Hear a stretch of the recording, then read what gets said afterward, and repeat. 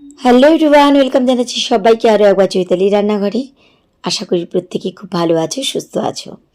আজকে তোমাদের সাথে আটা দিয়ে কালো জামের রেসিপি শেয়ার করব।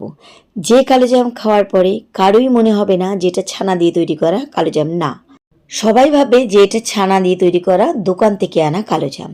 আর না, এই কালো জাম খাওয়ার জন্য আমাদের অনেকক্ষণ অপেক্ষা করতে হবে। আমি একটা কেটে দেখাচ্ছি তোমাদেরকে, দেখো। ভেতর হবে একদম নরম, যেমন কালোজাম হয় ঠিক তেমনই টেক্সচারে বানাতে পারবে।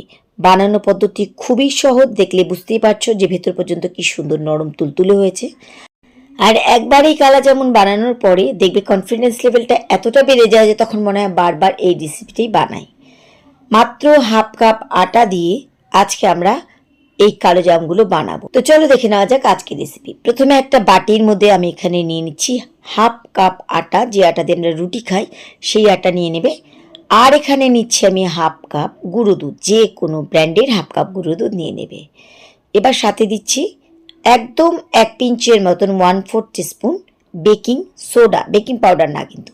সাথে দিচ্ছি 2 চামচ ঘি। ঘি দিলে পরে মিষ্টির টেক্সচারটা যেমন নরম হয় তেমন ফ্লেভারটাও দারুণ লাগে। তোমরা চাইলে কিন্তু এখানে সাদা তেল দিয়েও করতে পারো। প্রথমে শুকনো উপকরণগুলোকে আগে ভালোভাবে এখানে মিশিয়ে নিচ্ছি। চামচ দিয়ে কাজ না হলে খুব ভালোভাবে হাত দিয়ে একদম ভালোভাবে সবকিছু মিশিয়ে নেবে। আমরা কিন্তু এখানে বেকিং সোডা দিয়েছি। বেকিং সোডা কিন্তু আমার মনে হয় প্রত্যেকেরই রান্নাঘরে পাওয়া যাবে। খুব ভালোভাবে শুকনো উপকরণগুলো মিশিয়ে নিয়েছি। এবার আমি এখানে নিয়েছি নর্মাল রুম টেম্পারেচারে থাকা দুধ, আর এর মধ্যে দিলাম হালকা একটু ফুড কালার, কারণ কালো জাম রঙটা কালো হয় তাই এখানে দেওয়া। যদি তোমরা মনে করো ফুড কালার দেবে না, ফুড কালার বাদ দিয়ে করবে, তাও করতে পারো। তবে দুধটা কিন্তু একদম নর্মাল রুম টেম্পারেচারে থাকা দুধই নেবে। এবার একটু একটু করে এই দুধ ঢেলে ঢেলে খুব সুন্দরভাবে কিন্তু আমাদের আটা আর মিল্ক পাউডারের এই ডোটাকে মাখতে হবে। প্রথম অবস্থাতে কিন্তু এই ডোটা একটু চটচটে থাকবে, যেমন আমি মেখে দেখাচ্ছি। দেখো, পুরো দুধ একবারে ঢালবে না, একটু একটু করে এখানে দুধ দেবে। তো দেখো, প্রথম অবস্থাতে কিন্তু একটু চটচটে হাতে লেগে গেছে। এটাকে ঠিক 10 মিনিটের জন্য ছেড়ে দেবে। তো এটাকে ঢাকা দিয়ে 10 মিনিটের জন্য রেস্টে রেখে দিচ্ছি। ঠিক 10 মিনিটের জন্য ছেড়ে দিলে এটা কিন্তু খুব ভালোভাবে সেট হয়ে যায়। এখন কিন্তু আমাদের খুব ভালোভাবে এটাকে আটা যেমন করে মাখি ঠিক তেমনভাবে কিন্তু আমাদেরকে ভালোভাবে এটাকে মেখে নিতে হবে।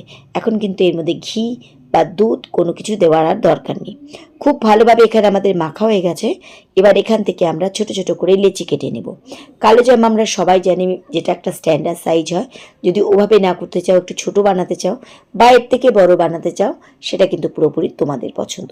তো আমি নর্মাল সাইজ, এখানে কিন্তু 8টার বেশি কালো জাম বানাচ্ছি না। তোমরা চাইলে বেশি বা কম বানাতে পারো। তো এখানে এরকমভাবে আমি লেচি কেটে নিয়েছি। এবার এই লেচিটা ভালোভাবে প্রথমে হাতের তালুর মধ্যে এভাবে একটু গোল করে নিতে হবে। এই লেচি গোল করার সময় হাতের তালুর মধ্যে একটুখানি ঘি বা তেল লাগিয়ে নিতে পারো। দিয়ে যেমন কালো জাম হয় দেখতে, কালো জাম কিন্তু অনেক দোকানে কিন্তু গোলগুলো পাওয়া যায়, চাইলে তোমরা এটা গোলগুলো বানাতে পারো। তবে আমি কিন্তু লম্বা লম্বা করে বানিয়েছি। তো এখানে আমি 8টা কালো জাম বানিয়ে নিয়েছি। মিষ্টিগুলো ভেজে নেওয়ার জন্য কড়াইতে নিয়েছি তেল। আর তেল কিন্তু আমি প্রথমে লো টু মিডিয়ামে একটুখানি গরম করে নিয়েছি, তারপরে স্টিম কিন্তু একদম কমিয়ে দিয়েছি। দিয়ে হালকা গরম আছে আমাদের কিন্তু মিষ্টিগুলো ছাড়তে হবে। আমি ব্যাচ অনুযায়ী ভাজছি, তাই প্রথমে 4টে ছেড়ে দিলাম, তারপরে আর বাদ বাকি 4টে করে নেব। একটুখানি থাকার পরে দেখো আস্তে আস্তে কালার ধরে যাচ্ছে, কারণ আমি ফুড কালার দিয়েছিলাম তাই কালারটা খুব তাড়াতাড়ি ধরে যাবে। যেটা বললাম যে তোমরা যদি ফুড কালার ঘরে না থাকে তাহলে বাদ দিয়ে দেবে, এমনি ভাজবে। তো দেখো আস্তে আস্তে কিন্তু আমাদের কালা জামুনের কালার ধরা শুরু হয়ে গেছে। আর কালো জামের ক্ষেত্রে কালারটা কিন্তু একটু ডিপ করে ভেজে নামাবে, তাহলে দেখতে ভালো লাগবে, খেতে তো ভালো লাগবে, তার সঙ্গে দেখতেও ভালো লাগবে। তো আমি এখানে মিষ্টিগুলো ভাজা হয়ে গেছে প্রথম লটের। এবার আমি এইগুলোকে তুলে নিচ্ছি। ঠিক পরের ব্যাচও আমি এভাবে ভেজে নিচ্ছি।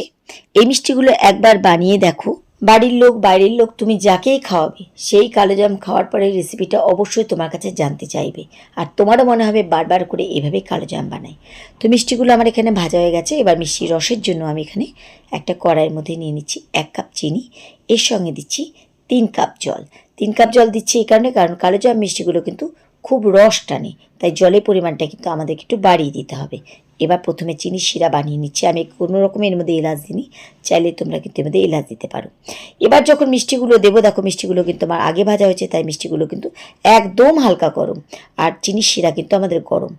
আর আটার মিষ্টির ক্ষেত্রে কিন্তু চিনির শিরা পরে বানাতে হয়। তো আমি যখন দেখো খুব ভালোভাবে যখন হাই ফ্লেমে আমি চিনি শিরাটা ফোটাচ্ছি তখন দিয়ে দিলাম আমি ঢাকা দিয়ে ঠিক 3 মিনিট। আর ঢাকা থেকে নামিয়ে ঠিক 2 মিনিট কিন্তু এরকম হাই ফ্লেমে গরম চিনি শিরার মধ্যে ফুটিয়ে নেব। আমি কিন্তু মিষ্টিগুলোকে সর্বোচ্চ তাপমাত্রায় 5 মিনিটের মতন ফুটিয়ে নিয়ে ঢাকা দিয়ে এবার গ্যাস ওভেন বন্ধ করে ঠিক 1 ঘন্টার জন্য রেখে দিচ্ছি। ফিরে আসলাম ঘন্টাখানেক বাদে। দেখো মিষ্টির রস টেনে মিষ্টিগুলো কেমন টোপা টোপা হয়ে গেছে। মিষ্টিগুলো দেখলে তোমরা নিশ্চয়ই বুঝতে পারছো যে ভেতর পর্যন্ত খুব সুন্দরভাবে রস টেনেছে বলে দেখো ফুলে কি সুন্দর একদম বালিশের মতন হয়ে গেছে। আর কতটা রস বানিয়েছিলাম আর কতটা রস রয়েছে এটা নিজেরাই বুঝতে পারছো। দেখলে তো এই মিষ্টি বানানো কতটা সহজ। যারা মিষ্টি বানাতে ভয় পাও এই রেসিপি ফলো করে তারাও কিন্তু খুব সহজে বাড়িতে বানিয়ে নিতে পারবে। এবার মিষ্টিগুলোকে কিন্তু তোমরা সাজিয়ে নেওয়ার জন্য হয় তোমরা এখানে মাওয়ার কোটিং করে দিতে পারো বা শুধু শুধু কিন্তু, আর বাড়িতে বানালে আমার মনে হয় যে কোটিংয়ের কোনো দরকার নেই, এমনি খেতে ভালো লাগে। এটা কোটিং করাটা শুধু হচ্ছে দেখতে ভালো লাগার জন্য। আর মিষ্টি দোকানে কালোজাম মিষ্টিতে একটু হালকা মাওয়া কোট করা থাকে, শুধু এর জন্য আমি এখানে কোট করে দিচ্ছি। সাজিয়ে নেওয়ার জন্য এখানে প্লেটের মধ্যে আমি নিয়েছি গুঁড়ো দুধ, আর এই গুঁড়ো দুধের মধ্যে জাস্ট খালি একটুখানি এভাবে মাখিয়ে নিতে হবে। এটা তোমরা বাড়িতে বানালে এটা দেওয়ার দরকার নেই। খুব সুন্দরভাবে আমাদের বাড়িতে কিন্তু দেখো একদম দোকানের মতন কালোজাম মিষ্টি তৈরি হয়ে গেল। আশা করি এই রেসিপিটা দেখার পরে আমার মনে হয় না যে তোমরা দোকান থেকে কিনে কালোজাম খাবে। এত সুন্দর হাফ কাপ আটা দিয়ে এত সুন্দর মিষ্টি তৈরি হয় না দেখলে ভাবাই যায় না। তো কেমন লাগলো আমার আজকে কালোজামের রেসিপি, আশা করি তোমাদের ভালো লেগেছে। তাহলে সবাইকে ধন্যবাদ জানিয়ে আজকের মতো এখানেই বিদায় নিচ্ছি। ফিরে আসবো আবার অন্য কোনো রেসিপির সাথে অন্য কোনো দিন। সেই পর্যন্ত সবাই খুব ভালো থেকো, সুস্থ থেকো।